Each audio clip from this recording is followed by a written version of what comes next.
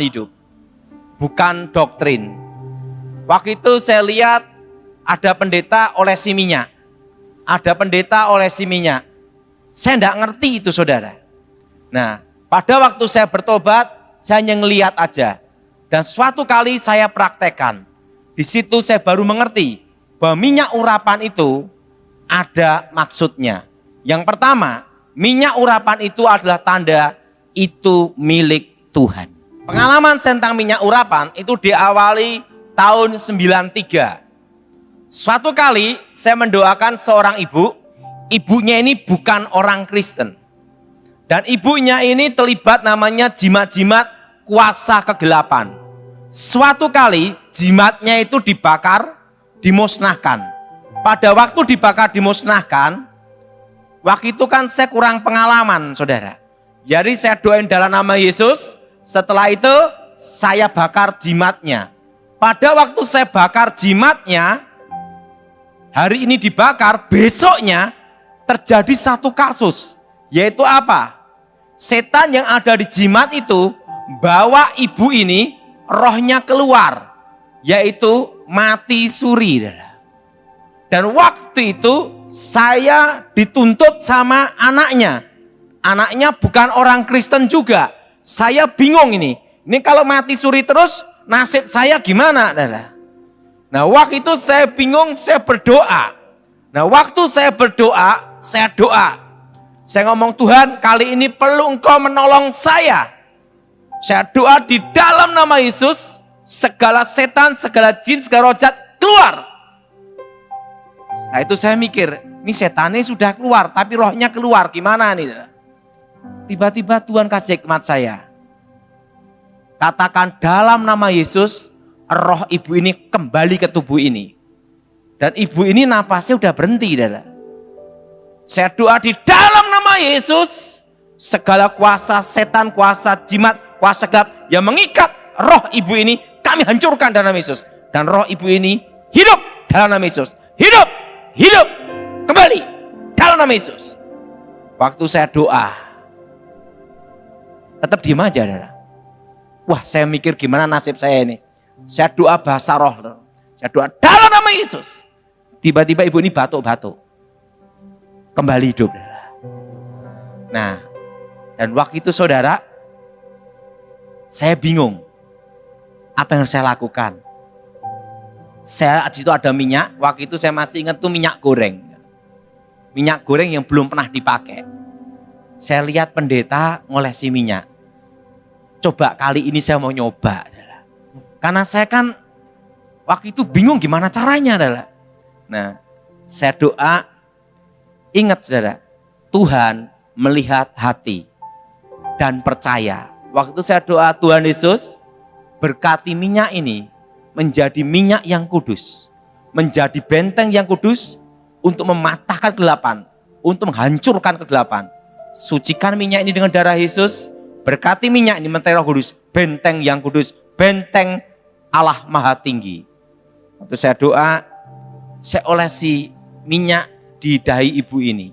Waktu saya olesi minyak gitu, di situ saya ngelihat dalam suatu penglihatan ada cahaya yang membuat tanda di ibu ini. Plak. Di situ saya baru ngerti. Begitu ada tanda di situ, dan tiba-tiba saya lihat roh-roh jahat, yaitu jimat-jimat, yang dari jimat-jimat yang saya bakar itu, saudara, mau masuk ibu itu tidak bisa. Karena ada satu tanda di sini, itu tanda milik Tuhan. Disitulah saya punya pengalaman hidup. Jadi minyak urapan itu tidak sembarangan. Bahwa itu adalah tanda milik Tuhan. Tepuk tangan untuk Tuhan kita. Nah, dari pengalaman pertama itulah saya baru mengerti bahwa diolesi minyak dalam nama Tuhan Yesus. Nah, sebagai tanda milik Tuhan. Makanya sering di dalam kasus pelepasan, pengusiran roh, begitu setannya itu diusir keluar, tiba-tiba yang habis kita doakan diganggu setan lagi. Di situ pengalaman berkali-kali terjadi.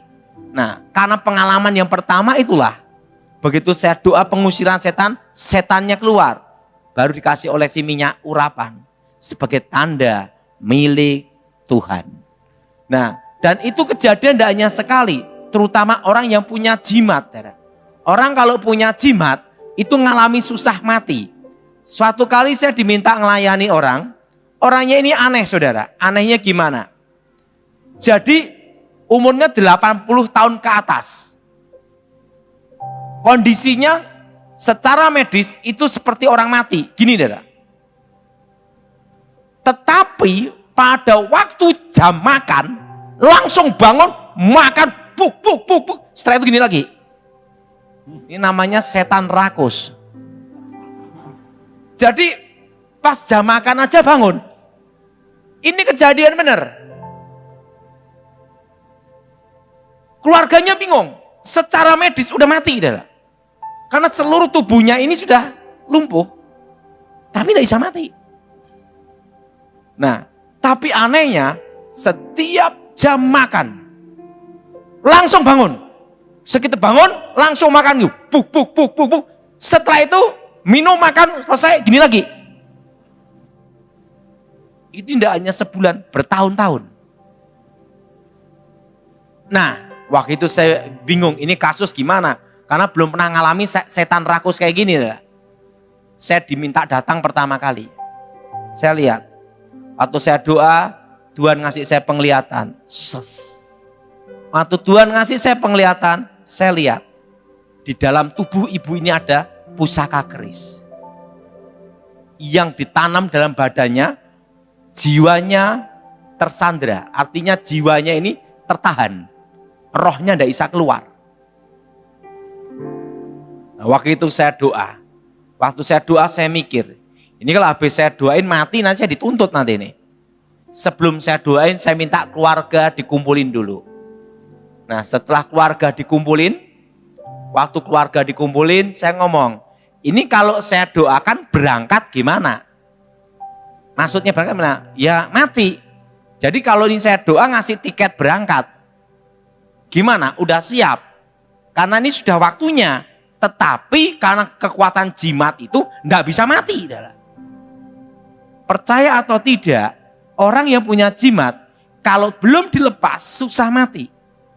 Nah, waktu itu saya lihat keluarganya kumpul-kumpul, ambil keputusan. Baik, silakan. Benar ini, silakan. Ya udah.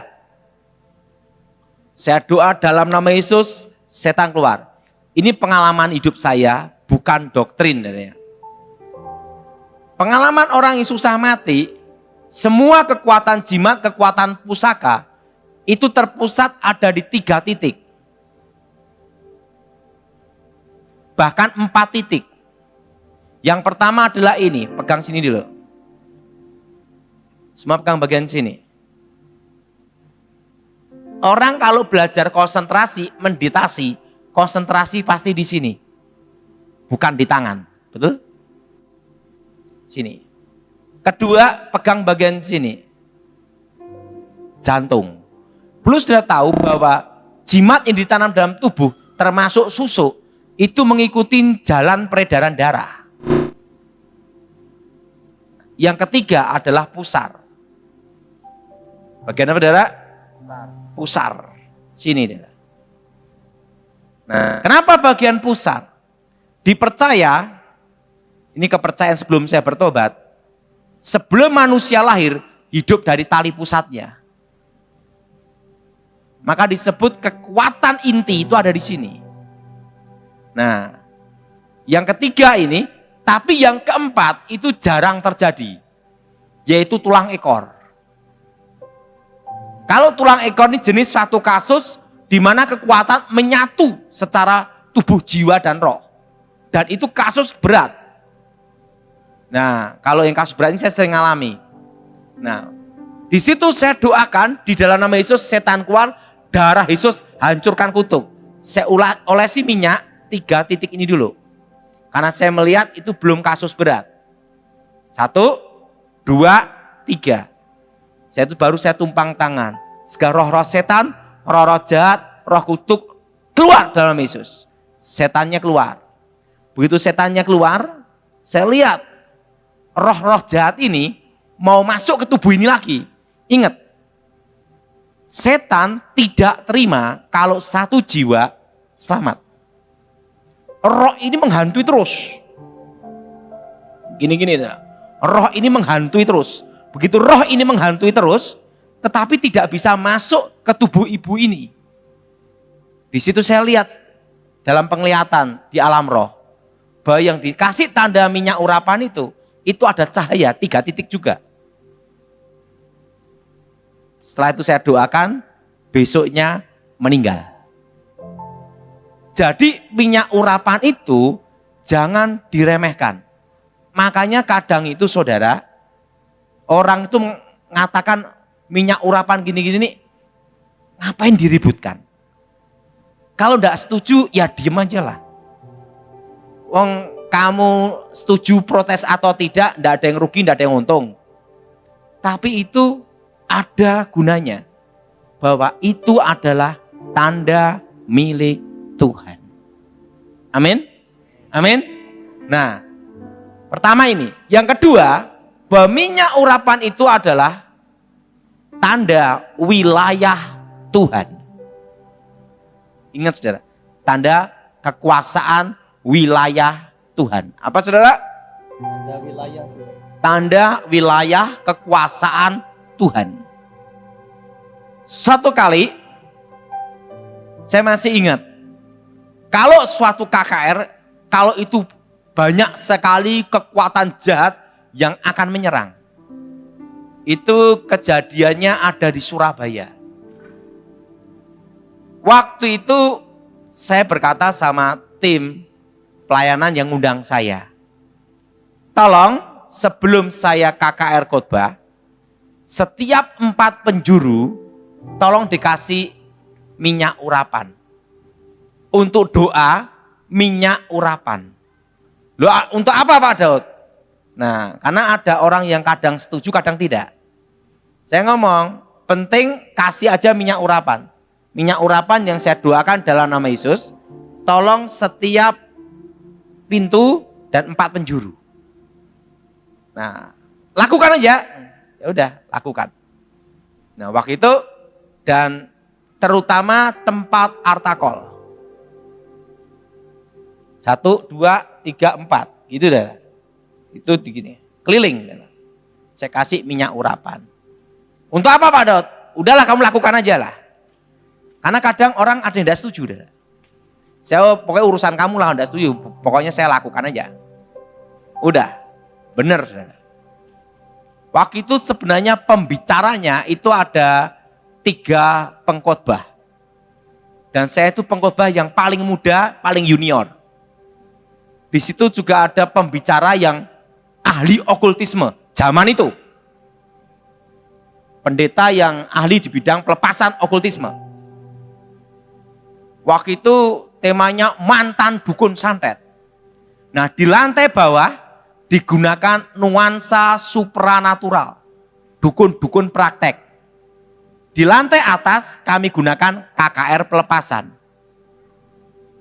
Dukun-dukun sama pasiennya nyasar semua masuk lantai KKR.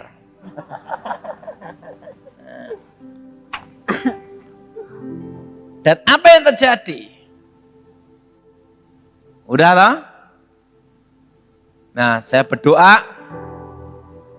Waktu itu kan pembicaranya tidak di tempat acara, di satu ruangan sendiri. Pendeta senior ngomong sama saya, Daud, kamu kan junior. Itu saya baru sekolah Alkitab itu. Kami ngasih kamu kesempatan. Hari yang pertama Pak Daud yang khotbah duluan. Wah, pemain baru kan ingin nonjol juga, betul enggak? Wah, ini pendeta senior ngasih kesempatan ini. Saya kan enggak tahu. Makanya jangan cari panggung. Ini pengalaman hidup saya. Jangan cari panggung. Wah, kok pendeta ngasih saya panggung? Wah, kamsia kan? Semangat itu. Saya masuk, kaget saya. Dukun-dukun sama pasiennya kumpul semua di KKR. Dan itu dukun berbagai tempat di Indonesia adalah. Baru saya mikir, wah ini berarti saya dikorbankan nih. Iya kan? Waduh. Bacaan. Lah makanya saya pengalaman jangan cari panggung. Waduh, ki piye ki? Mau mundur enggak bisa, udah diumumkan. Wah, saya berdoa nih. Waduh, kelenger iki. Untungnya waktu itu saya kan karena punya pengalaman tentang minyak urapan, tak kasih tanda-tanda itu. Nah, apa yang terjadi? Saya berdoa. Saya berdoa, saudara, Tuhan, aku mau khotbah apa enggak ya? Waktu aku belum bertobat, saya nyantet Gilbert seorang diri. Setelah aku bertobat, lah ini kok disantet rame-rame. Nah, dua pendeta di ruangan, haleluya, haleluya. Lah saya yang mau maju, yang mikir. Aduh, gimana ini? Nah, makanya ini pengalaman. Jangan ingin menonjol. Saya berdoa sama Tuhan, Tuhan, ini nasibku gimana? Baru sekolah Alkitab, baru ingin muncul, langsung disikat. Nah, di situ saya punya pengalaman. Kita tidak boleh cari panggung. Nah, saya berdoa, tiba-tiba Tuhan ngomong, maju. Jangan takut. Saya maju, saya ngomong nama saya Daud Tony. Tiba-tiba ada suara. Daud katakan, semua yang punya jimat, kekuatan gaib, suruh mengerahkan semua ilmunya. Wih. Ini suara Tuhan atau bukan ini? Ini kalau bukan suara Tuhan mati kena santet rame-rame dah. Waduh, ini suara Tuhan atau bukan ini? Aduh, gimana? Pertama udah terlanjur saya hari pertama. Ini sekarang kok ini ada suara ini. Waduh Tuhan, ini suaramu atau bukan ini? Nah, saya berdoa lagi. Itu saya keringet dingin bener ya. Saya buka mata. Itu tempat yang saya diolesi minyak urapan itu tiba-tiba keluar cahaya. Titik-titiknya itu. Di situ saya ada kekuatan untuk berjalan. Artinya di situ saya mengerti bahwa itu adalah menjadi wilayahnya Tuhan. Berani maju saya. Maju. Saya maju. Suara itu ngomong lagi. Katakan, dukun-dukun, jimat-jimat, kerahkan ilmu kalian semua. Tetapi tidak boleh menyentuh badan. Jadi perang ilmu benar. Waduh, gimana ini? Suara itu sampai 2 kali. Saya ragu lagi, sampai 3 kali. Katakan, engkau kusertai. Ya udahlah. Saya ngomong sambil pejem mata. Kenapa pejem mata? Artinya pasrah. Saya pejem mata. Semua yang punya jimat-jimat, kerahkan semua. Yang punya ilmu gaib, kerahkan semua. Dan waktu itu saya masih ingat, mimbarnya itu dikasih titik-titik minyak urapan. Jadi keliling gini. Wah, saya buka mata apa enggak ya? Udahlah, saya pejem mata aja. Misalnya saya buka mata, udah ke surga gitu. Maksudnya seperti itu. Saya berdoa ngomong, yang punya jimat kerahkan semua, kuatkan semua. Dalam nama Yesus. Nah, saya rasa ada kayak desingan angin. Beng, beng, kencang sekali. Beng, beng, beng, beng, beng, beng, beng, beng. Gitu. Saya buka mata. Masih hidup saya. Saya masih ingat. Itu paku-paku, jarum-jarum berterbangan. Semua ada di titik-titik itu semua. Jadi tidak bisa nembus. Dan di titik itulah saya melihat tiang awan dan tiang api. Di situ saya baru mengerti. Minyak urapan itu adalah tanda wilayah Tuhan.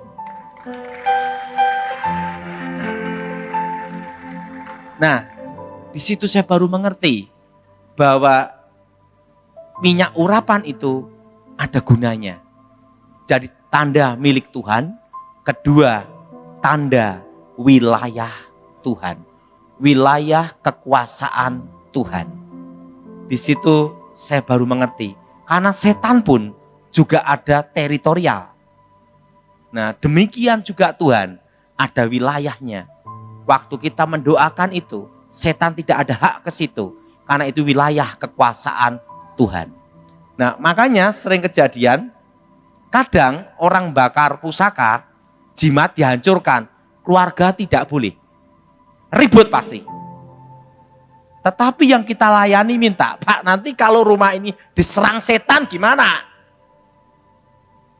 Waktu itu saya baru ingat, ada cara untuk mengunci kekuatan pusaka itu supaya tidak berfungsi di wilayah itu. Yaitu apa? Misalnya tempat penyimpanan pusaka di lemari. Maka lemari itu diolesi minyak dalam nama Yesus. Setelah itu, kamar itu 4 penjuru dikasih minyak. Dan waktu itu apa yang terjadi? Saya lihat cara alam roh. Roh-roh yang dalam pusaka itu tidak bisa keluar ke wilayah itu. Karena apa? Kekunci. Menjadi wilayahnya Tuhan. Jadi minyak urapan itu ada gunanya. Kalau engkau tidak percaya, jangan ribut. Kalau yang percaya, lakukan aja. Tetapi pengalaman hidup saya mengatakan demikian. Nah, karena saya pernah ada di Kalimantan, saya cerita waktu itu ya. Makanya saya olesi minyak. Itu mando terbang itu ngelilingi sekitar rumah itu. Tidak bisa masuk. Karena pintu-pintu yang saya olesi minyak itu keluar sinar semua. Di situ saya mengerti, menjadi wilayahnya Tuhan. Nah, saudara yang punya toko, yang punya pabrik atau rumah, olesi minyak itu di dalam nama Yesus. Pak, apakah harus pendeta? Tidak harus. Engkau sendiri bisa melakukan. Karena kitalah imamat rajani dalam nama Yesus. Nah, yang penting dari iman kembali ke iman. Pengalaman hidup saya mengatakan bahwa apa yang didoakan dengan iman tidaklah kembali sia-sia. Jadi saudara percaya, minyak urapan itu menjadi tanda wilayah Tuhan. Orang kalau toko itu pasti pinggir jalan. Betul? Betul? Yang diolesi minyak mana? Tokonya kan? Pinggir jalan enggak kan? Nah, jadi gini, kalau kasus tanah kuburan atau dipateni sandang pangan, itu harus dibuka jalannya. Minyak urapan itu untuk membentengi. Tetapi untuk membuka jalannya, itu adalah darah Yesus. Maka dikatakan minyak dan anggur. Ada kombinasi di sini. Nah, doanya kalau kasus seperti ini, setelah dikasih minyak urapan, doanya seperti ini. Ikutin saya semua. Darah Yesus. Darah Yesus. Hancurkan kutuk. Hancurkan kutuk. Darah Yesus. Hancurkan mantra. Darah Yesus. Darah Yesus. Sucikan tempat ini. Sucikan kutuk. Segala roh jahat keluar. Demi nama Yesus. Demi nama Yesus. Darah Yesus. Darah Yesus. Buka jalan berkat. Darah Yesus. Darah Yesus. Buka masa depan. Ingat, seperti khotbah saya tadi pagi, bahwa semua itu ada jalannya. Orang mau jadi pendeta, jalannya, dia harus pelayanan dulu. Betul, Pak Petrus? Betul? Betul? Orang mau nyalonkan lurah aja harus sekolah, harus minimal SMA, bukan SD. Betul? Nah, kalau jenis ilmu mati rezeki, mateni sandang pangan, itu yang ditutup adalah jalannya. Namanya jalan masa depan. Jadi harus dipisahkan di sini. Jadi minyak urapan itu untuk membentengi. Tetapi untuk membuka jalan itu adalah darah Yesus. Tapi semuanya itu tergantung iman seseorang. Dari iman kembali ke iman. Jelas? Jelas, Pak. Oke. Pak, apakah ngolesi minyak urapan itu setiap hari? Kalau setiap hari yang senang adalah pabrik minyak.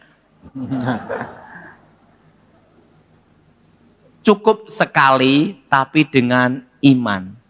Semua itu harus dilakukan dari iman kembali ke iman.